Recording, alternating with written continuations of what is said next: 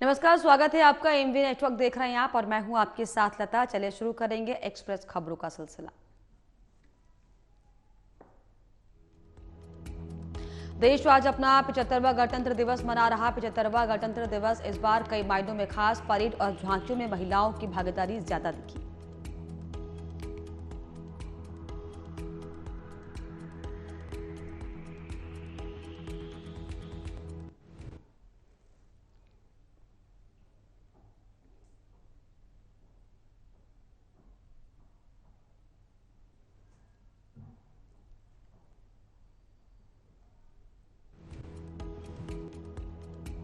कर्तव्य पथ पर परेड और झांकियों में दिखी नारी शक्ति। इतिहास में पहली बार शंख और नगाड़ा बजाकर 100 महिलाओं ने निकाली झांकियां।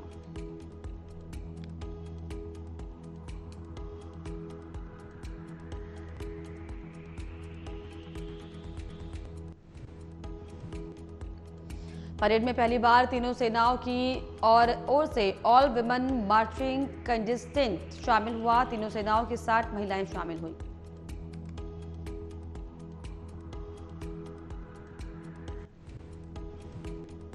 पहली बार बीएसएफ महिला ब्रॉन्ज बैंड और सीमा सुरक्षा बल की महिला टुकड़ी शामिल हुई। भारतीय वायुसेना की 144 सदस्यों वाले मार्चिंग दस्ते का नेतृत्व स्क्वाड्रन लीडर रश्मि ठाकुर ने किया।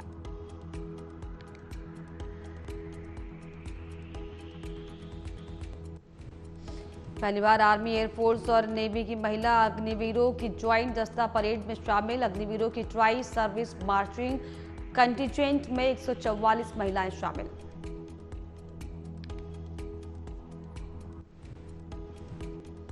कर्तव्य पथ पर अनंत सूत्र नाम से एक विशेष प्रदर्शनी का आयोजन। अनंत सूत्र के तहत 18 राज्यों से लाई गई 1900 साड़ियां।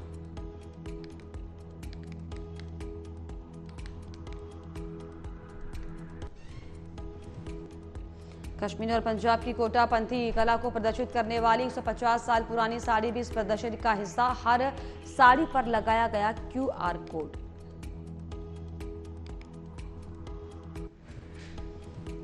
देश भर के लगभग 13,000 विशेष अतिथि परेड में शामिल। किसानों की भी रही हिस्सेदारी। 75वां गणतंत्र दिवस मना रहा पूरा भारत। वॉर मेमोरियल में शहीदों को दी श्रद्धांजलि। 2 मिनट का मौन रख शहीदों को किया याद। गणतंत्र दिवस के दिन कई सालों बाद निभाई गई पुरानी परंपरा। राष्ट्रपति द्रौपदी मुर्मू और फ्रांस के प्रेसिडेंट इमैनुअल मैक्रों बग्घी से पहुंचे कर्तव्य पथ। 1984 के बाद पहली बार कोई राष्ट्रपति गणतंत्र दिवस कार्यक्रम के लिए बग्घी से पहुंचा। राष्ट्रपति द्रौपदी मुर्मू ने दूसरी बार राजपथ पर फहराया तिरंगा। विकसित भारत और भारत लोकतंत्र की मातृका पर आधारित समारोह की थी।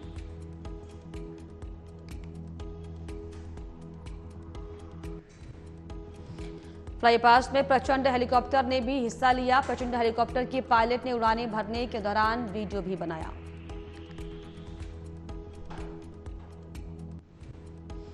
गणतंत्र दिवस में दिखा यूपी का जलवा। झांकी में दिखाया गया भगवान राम का बाल रूप। विकसित भारत समृद्ध भारत पर केंद्रित रही झांकी।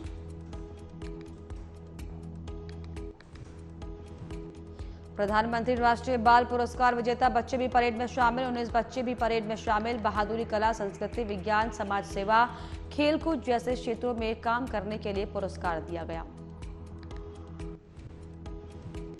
भारतीय वायुसेना की झांकी भी परेड में शामिल। इसका विषय भारतीय वायुसेना सक्षम, सशक्त, आत्मनिर्भर रखा गया। इसके commander flight lieutenant Ananya Sharma और फ्लाइंग ऑफिसर अस्मा शेख रहीं। दिल्ली पुलिस की सभी महिला बैंड ने पहली बार रिपब्लिक डे परेड में हिस्सा लिया। परेड का नेतृत्व बैंड मास्टर सब इंस्पेक्टर रुपायुगुनो केंसे ने किया। भारतीय नौसेना की झांकी भी नारी शक्ति और आत्मनिर्भरता को दर्शाया गया है। इसमें विमान वाहक पोत आईएनएस विक्रांत और नौसेना के जहाज दिल्ली, कोलकाता और शिवालिक और कलवरी क्लास पनडुब्बी को भी दिखाया गया।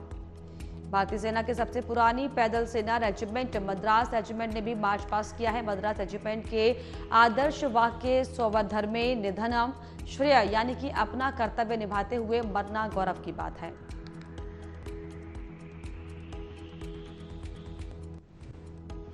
फ्रांसीसी आर्मी का म्यूजिक बैंड भी परेड में शामिल। कर्तव्य पथ पर 2 राफेल लड़ाकू विमान उड़ाए गए।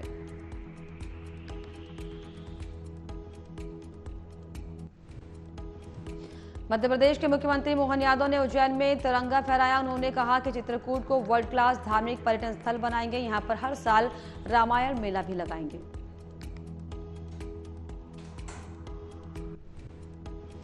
गुजरात में गणतंत्र दिवस का जश्न। गुजरात के राज्यपाल आचार्य देवव्रत और मुख्यमंत्री भूपेंद्र पटेल ने जूनागढ़ में गणतंत्र दिवस कार्यक्रम में हिस्सा लिया।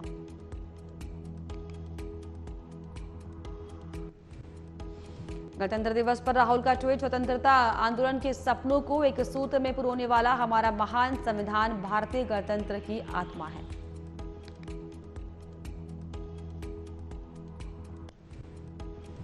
फ्रांस के राष्ट्रपति ने मोदी और देशवासियों को गणतंत्र दिवस पर दी शुभकामनाएं। उन्होंने एक्स पर लिखा, मेरे दोस्त नरेंद्र मोदी और सभी भारतीयों को गणतंत्र दिवस की शुभकामनाएं।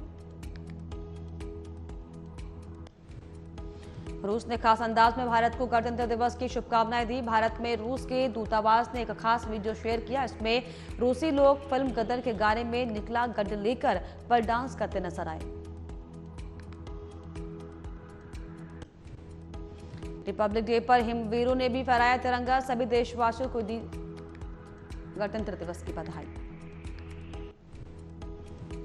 गणतंत्र दिवस पर भाजपा के राष्ट्रीय अध्यक्ष जेपी नड्डा का बयान। जेपी नड्डा ने दिल्ली स्थित पार्टी मुख्यालय पर तिरंगा फहराया। कहा कि भारत को विकसित और पूरी तरह से आत्मनिर्भर राष्ट्र बनाएंगे। तेलंगाना में राज्यपाल तमिलिसाई सुंदरराजन ने सिकंदराबाद में तिरंगा फहराया। मुख्यमंत्री रेवंत रेड्डी भी साथ में रहे मौजूद।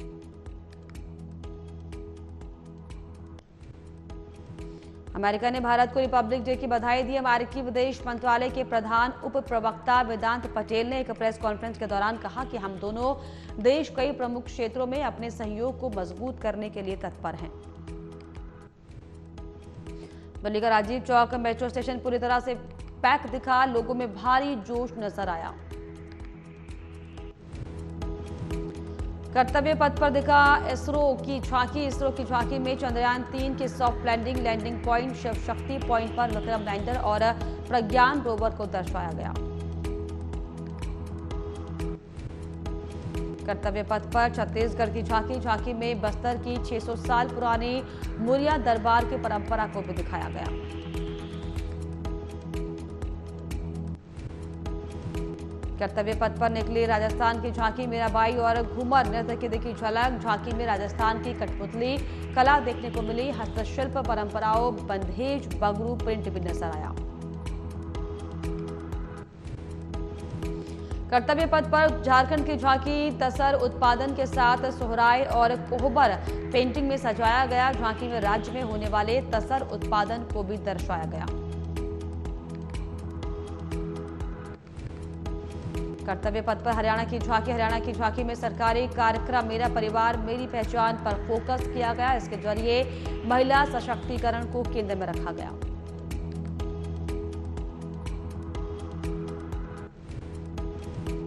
कर्तव्य पथ पर ओडिशा की झांकी। ओडिशा की गणतंत्र दिवस की झांकी में रघुराजपुर शिल्प गांव को दिखाया गया। इसके अलावा हस्तशिल्प और हथकरघा क्षेत्रों में महिलाओं की भागीदारी को भी दर्शाया गया है। कर्तव्य पथ पर आंध्र प्रदेश की झांकी भी देखी गई। झांकी में एजुकेशन ट्रांसफॉर्मेशन पर बेस्ड रही सामने के हिस्से में एक गांव की क्लास को दिखाया गया था।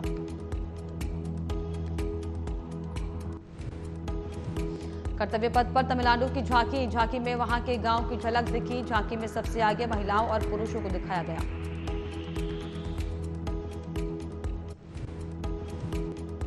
कर्तव्य पथ पर महाराष्ट्र की झांकी भी दिखाई गई। छत्रपति शिवाजी महाराज के बचपन से लेकर उनके राज्याभिषेक तक का सफर दिखाया गया। झांकी में राजमाता जीजाबाई शिवाजी को राजनीति, क्षमता, न्याय की शिक्षा देती नजर आई।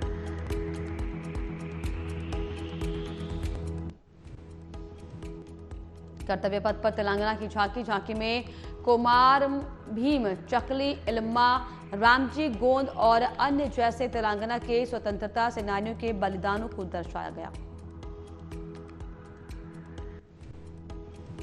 कर्तव्य पथ पर लद्दाख की झांकी में भारतीय महिला आइस हॉकी टीम को दिखाया गया। इसका मकसद लद्दाखी महिलाओं का खेल जगत में योगदान और उपलब्धियां दर्शाना था।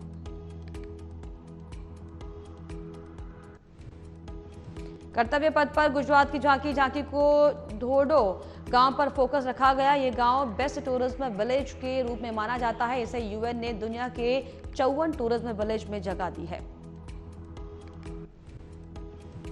अरुणाचल प्रदेश की झांकी पक्षी पर बेस्ड रही। इसमें बुगुन लियो सिचला पक्षी को दिखाया गया था, जिसे सबसे पहले अरुणाचल प्रदेश में ही साल 2006 में खोजा गया था।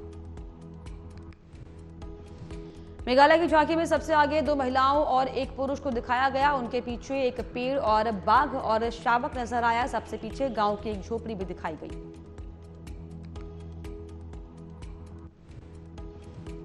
मणिपुर की झांकी में महिलाओं को कमल के तने के नाजुक रेशों से चरखे का उपयोग करके सूत बनाते हुए दिखाया गया। इसमें सामने वाले हिस्से में मणिपुर की लोकतक झील भी दिखाई गई। नीतीश कुमार एक बार फिर से एनडीए में शामिल हो सकते हैं, ऐसी अटकलें हैं कि नीतीश कुमार ही मुख्यमंत्री होंगे। सरकार बनाने के बाद सबसे पहले विधानसभा अध्यक्ष का चुनाव होगा। मंत्रिमंडल ने पुराने फॉर्मूले के तहत ही मंत्रिमंडल में मंत्रियों की संख्या तय होगी, यानी कि करीब 3 से 4 विधायकों पर एक मंत्री पद दिया जाएगा, जबकि लोकसभा में जेडीयू की लोकसभा सीटों की संख्या घटना तय है। बिहार की राजनीति में जारी उथल-पुथल के बीच बीजेपी के राज्यसभा सांसद सह पूर्व डिप्टी सीएम सुशील कुमार मोदी ने बड़ा संकेत दिया है। सुशील मोदी के हालिया बयान से जीतन राम मांझी के उन प्रयासों को बल मिलता दिख रहा है, जिसमें उन्होंने कहा था कि नीतीश कुमार महागठबंधन छोड़कर एनडीए के साथ आ जाएंगे। दिल्ली में अमित शाह की बैठक के बाद सुशील मोदी पटना के लिए रवाना हो चुके हैं। इस बीच प्रदेश की राजधानी में बीजेपी कार्य समिति की बैठक भी बुलाई गई, जिसे लेकर राजनीतिक हलचल तेज हो गई है। बिहार की राजनीति में उलटफेर की सबसे पहले भविष्यवाणी हम संयोजक जीतन राम मांझी ने की थी, जिन्होंने कहा था कि खेला होबे। इस बयान के बाद कयास लगने शुरू हो गए। वहीं बदलते बिहार के समीकरण को लेकर जीतन राम मांझी ने शुक्रवार को यह बयान दिया था। उन्होंने कहा कि हम हमेशा से कहते रहे हैं कि जनवरी 20 से 30 तक बिहार की राजनीति में परिवर्तन का समय होगा। यही दिख भी रहा है। कोई कहता है कि आज ही हो जाएगा, कोई कहता है कि कल हो जाएगा। कयास लगाए जा रहे हैं कि परिवर्तन दिख रहा है। सीएम कौन होगा यह अंदरूनी मामला होगा। नीतीश कुमार सीएम पद से समझौता नहीं कर सकते, ऐसा दिखता है। वहीं जीतन राम मांझी ने एक्स पर एक ट्वीट कर बिहार की सियासत को और ज्यादा तेज कर दिया। उन्होंने लिखा कि आज ही हो जाएगा जी खेला आउट का। इस पोस्ट के बाद कई मायने निकाले जा रहे हैं। बिहार की राजनीतिक हालत को देखते हुए ये कहा जा रहा है कि क्या सीएम नीतीश कुमार आज पाला बदल लेंगे। गुरुवार की रात में बीजेपी हाईकमान की दिल्ली में बैठक हुई है। इसके लिए बीजेपी के कई नेता बिहार से गए थे। सबसे बड़ी बात ये थी कि जिस प्लेन से सम्राट चौधरी दिल्ली गए, उसी में जेडीयू नेता केसी त्यागी भी मौजूद थे। महाराष्ट्र की सियासी गलियारों में राष्ट्रवादी कांग्रेस पार्टी के विधायक रोहित पवार इन दिनों सुर्खियों में हैं। रोहित के चर्चा में आने की 2 वजह हैं। पहली वजह बारामती एग्रो के एक मामले में ईडी का संबंध और दूसरी वजह रोहित के लिए शरद पवार की मोर्चेबंदी लगातार दिखाई पड़ रही है। एनसीबी के मुताबिक बुधवार को रोहित से जब ईडी पूछताछ करने कर रही थी, तब शरद पवार उनके लिए करीब 12 घंटे तक दफ्तर में बैठे रहे थे। इतना ही नहीं, रोहित जब ईडी दफ्तर से बाहर आए तो शरद पवार की बेटी सुप्रिया सुले उनके साथ नजर आई। दोनों ने कार्यकर्ताओं के साथ ईडी दफ्तर के बाहर राजनीतिक शक्ति प्रदर्शन किया। रोहित अगले दिन भी शरद पवार के साथ दिखे। दरअसल इस दिन शरद पवार एनसीपी विधायकों की सदस्यता को लेकर विधानसभा स्पीकर से मिलने पहुंचे थे। पवार के साथ रोहित और सुप्रिया मौजूद थी। अयोध्या के होटल का बिल शेयर कर शख्स ने कहा राम नाम की लूट है। लोगों ने भी इसमें प्रतिक्रिया दी है। एक शख्स ने अयोध्या के एक होटल का बिल सोशल मीडिया पर शेयर किया। बिल में चाय और टोस्ट की कीमत बताने के बाद उसने लिखा कि राम नाम की लूट है, लूट सको तो लूट लो।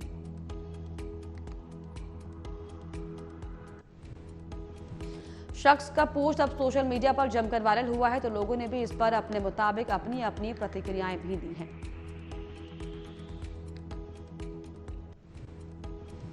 गणतंत्र दिवस पर कांग्रेस अध्यक्ष मल्लिकार्जुन खड़गे ने प्रधानमंत्री नरेंद्र मोदी पर जुबानी हमला बोला। उन्होंने पीएम मोदी को राष्ट्रीय स्वयंसेवक संघ यानी कि आरएसएस की कठपुतली करार दिया है।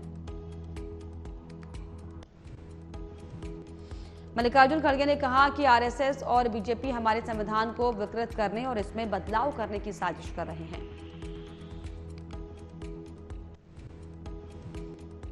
बीजेपी हमारी संवैधानिक संस्थाओं को एक एक कर नष्ट करने या कमजोर करने के सभी प्रयास कर रही है।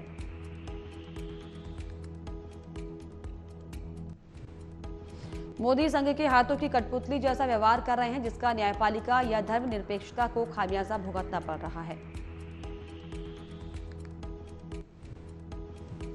उन्होंने ये भी लिखा कि 2024 भारत के लिए महत्वपूर्ण है। ये साल तय करेगा कि हम संविधान, लोकतंत्र और न्याय के मूल्यों को बचा पाएंगे या फिर से इस दौर में पहुंच जाएंगे जहां हर एक व्यक्ति समान नहीं होगा।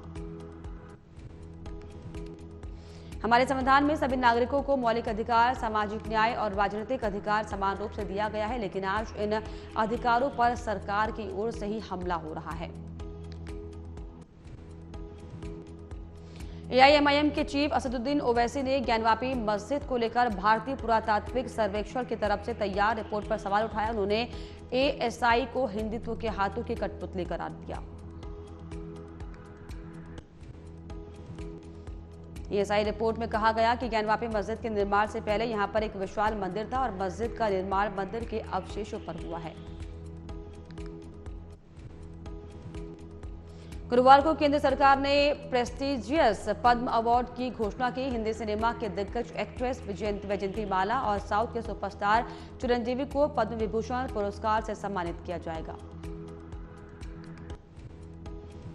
वहीं दिवंगत विजयकांत सहित बॉलीवुड एक्टर मिथुन चक्रवर्ती और उषा उत्तपम को पद्म विभूषण से सम्मानित किया जाएगा। नामित होने के बाद मिथुन चक्रवर्ती ने सम्मान मिलने पर खुशी जाहिर की है।